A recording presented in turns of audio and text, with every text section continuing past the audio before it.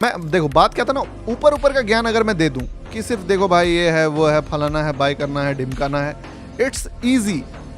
पर ये चीज़ को अगर मैं तुम्हारे सामने रीज़न दे के प्रिडिक्ट करूं कि यहाँ पे ऐसा कैंडल बनेगा या जो भी है वॉट, तो फिर चीज़ें थोड़ी सी वो है कि माइंड थोड़ा लगेगा कि भाई बातें तो सही बताया बंदे ने, काम की बातें बताई।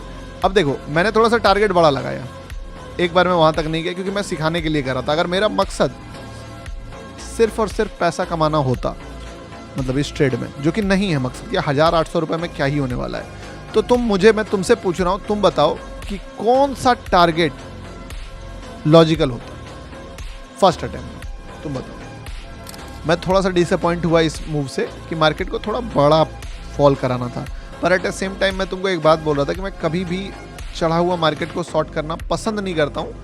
लेकिन अब चूंकि मुझे एकदम एग्रेसिवली वो चीज़ें वाइब दे रहा था कि ये मार्केट जो है ये फेल करेगा यहाँ से और गिरेगा, और अगर प्रेशर ज़्यादा रहा तो ये यहाँ तक आ जाएगा सीधे, लेकिन वो प्रेशर कम रहा और ये लिक्विडिटी पर ही जाके मुड़ गया।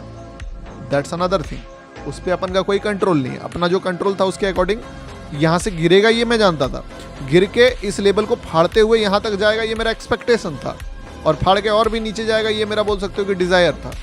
Brother please tell me about swing trading strategy, I am facing problem in it. और देखिए इसको देख के ना कोई फायदा नहीं है। अगर मैं बीटीसी बैठ के देखूँ मैं घंटा कोई एनालिसिस कर ही नहीं पाऊंगा, क्योंकि क्या एनालिसिस करूँ, सोच के देखो।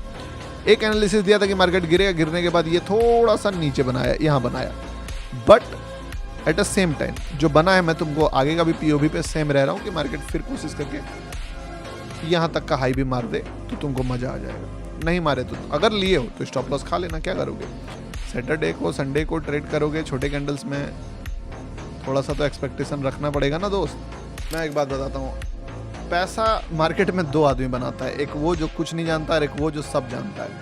अगर वो जो कुछ नहीं जानता है वीआईपी ज्वाइन करेगा तो सिर्फ एक एटीट्यूड उसको अपने अंदर ऐड करना पड़ेगा कि यार जो स्टॉप लॉस दिया जा रहा है मैं कुछ नहीं जानता हूँ, मतलब वो स्टॉप पे मुझे निकलना है, तब मैं बोल सकता हूँ कि हाँ ठीक है, तब आपके लिए वो चीज़ें वैल्यूएबल होगी, वैल्यू ऐड करेगी। लेकिन जब दो चीज़ों का मिश्रण होता है ना, तो फिर जो तैयार होता है डिश वो बहुत खतरनाक है। दो चीज़ें क्या है, पहला ये कि तुम देख रहे हो कि यार मार्केट में ट्रेड मिल गया तगड़ा, दूसरा वो कि वो फेल हो गया। अब तीसरा अपना दिमाग तुम लगाए कि इसको इधर होल्ड मार देते हैं, क्या पता थोड़ा देर में रिकवर हो जाए, बस फिर वीआईपी भी तुम्हारी जान ले ली।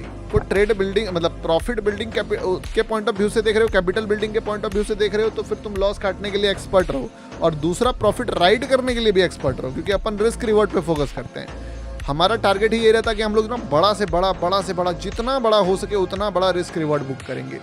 हम लोग वो एक्यूरेसी वाला गेम ही नहीं खेलते हैं। हमारे ट्रेड्स बहुत गलत होते हैं, बहुत स्टॉप लॉसेस जाते हैं, पर अपन पहले से ही अपने टीम को बोल के रखेंगे risk reward is main key for us. Power साला यूएस के हाथ, ट्रम्प तो एक पपेट है।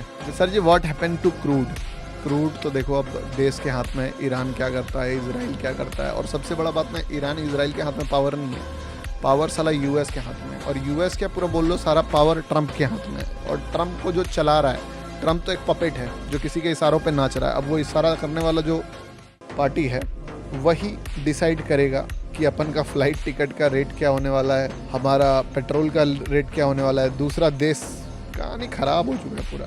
अगर आप शुरुआत देखिए, अगर आप अभी स्टार्ट कर रहे हो तो I will highly suggest you कि कुछ भी हो जाए नोट्स बनाओ यार। अगर तुम जर्नल नहीं बनाओगे, अगर तुम नोट्स नहीं बनाओगे, समझ रहे हो ना, तो तुम वही मिस्टेक को बार बार रिपीट करोगे। जो बिग कैंडल का लॉजिक मैं तुमको बताता हूँ, मैं यहाँ पे फॉल क्यों सोचा, सुनना। मैंने ट्रेड लिया, पकड़ा, तुम्हें दिखाया भी 1:2-3 के आसपास का मूव।